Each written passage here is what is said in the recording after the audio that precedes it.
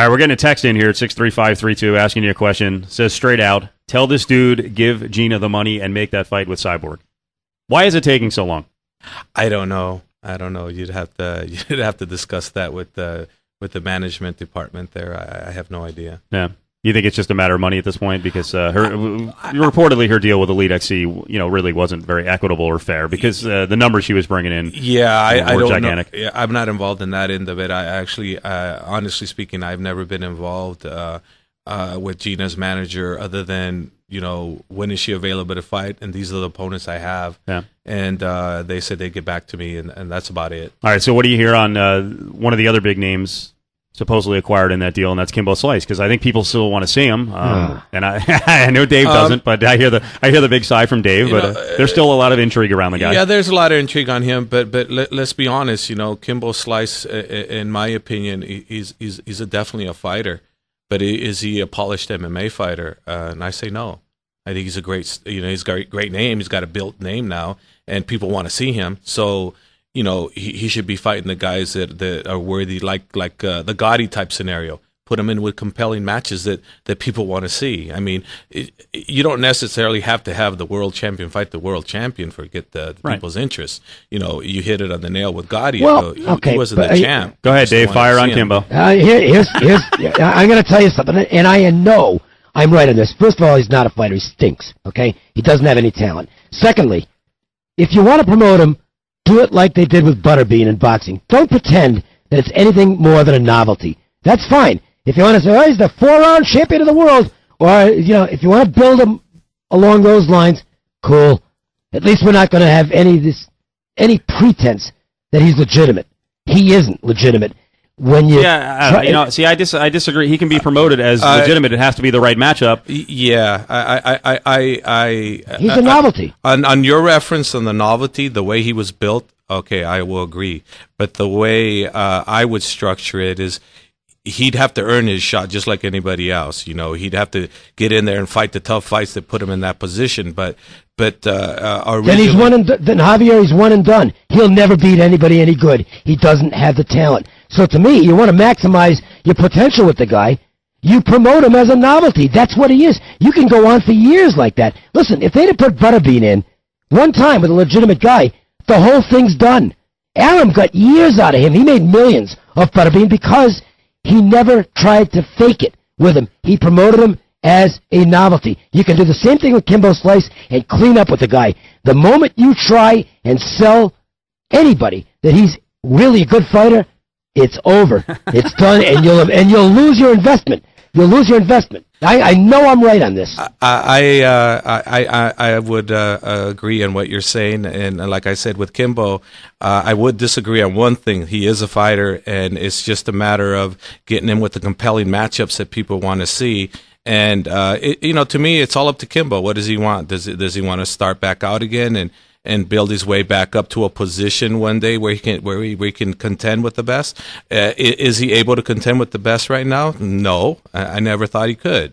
Does he have potential? I mean, that's yet to be seen. But in the meantime, why not get him out there and have him fight the important fights that people want to see? And I'm not talking important as far as world ranking importance. I'm talking about as fans want to see. So give me a name, because Dave's saying you can't overstep with the guy.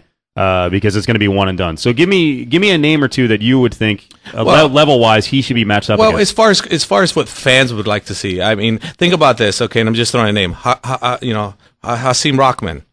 Kimbo and that would be Rahman. That would be an MMA fight. MMA fight. Dave, would you be interested in that? That's somewhat of an interest. I mean, is it a legit top 10 ranking type fight? Heck no. But is it interesting? Yeah, I think there could be interest there. But I don't know what's going on with the Kimbo management situation because I'm not involved in that. But me as someone that involves the matchmaking process with the promoter. I mean, my advice would be build the guy with matchups like you're suggesting.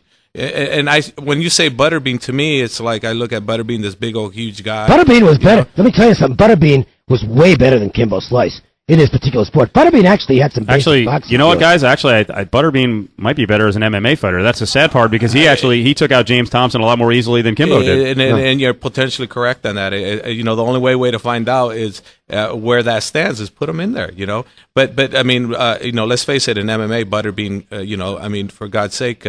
You know, he got subbed by Genki Sudo in Japan, which is he's basically a 170 pounder. So you know the hardcore MMA fans are not going to take someone that serious that doesn't take the sport himself serious. So I'm in total agreement where these guys need to fight, but you know the fans still would want to see these fights. All right, that said, from a promotional standpoint, if you're matching Kimbo up against boxers, you know, guys who are trying to also make the transition maybe to MMA, trying to make some money, how does that work from the finance standpoint? Because the guy was making huge money.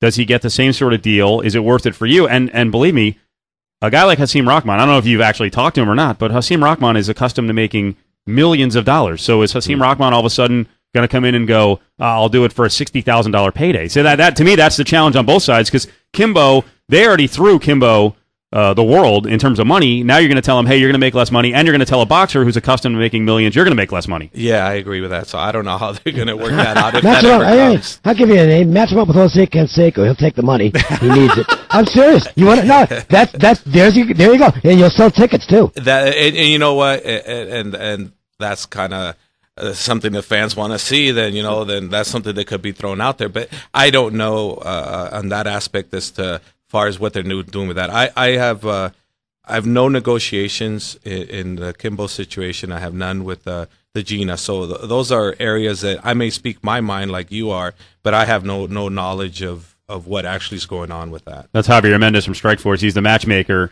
See, I think Dave's point, though, about matching him up against Canseco, then you get to a point where you start making your promotion look like a joke. I mean, Rahman I can accept. He's a professional boxer. He's on the tail end of his career. That's a real match, even if you do it under MMA rules. But all of a sudden, if you're trotting out, you know, Danny Bonaducci, Visek Ahema, and Jose Canseco, then you are starting, to me, to go beyond the Butterbean 4-round thing. Then you're a 3-ring circus.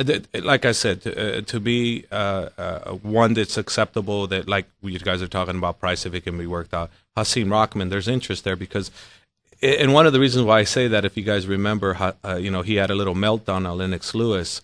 So in people's mind, they're going, well, this guy might be a little bit not there sometimes, you know, and maybe MMA would be something that he'd be suited for. So you don't know. I mean, it's one of those fights that could be compelling. Is it going to get everybody's attention as they're serious contenders? No. Yeah. No. All right, I'm glad you're saying it. What do you think, Dave? You think he's going to try it again, or you think he's just going to bail and maybe take some big money fights in Japan? I don't know. I think he goes for the money, and by the way, that's the smart move. Like, take the money, because you just think he's not a real fighter. I think he's a tough street fighter, but he does. You know, the problem is, you know, if he was 19, 20 years old, okay, you know, he might be able to learn the discipline. He's in his 30s. Yeah. You get to that age, it's tough.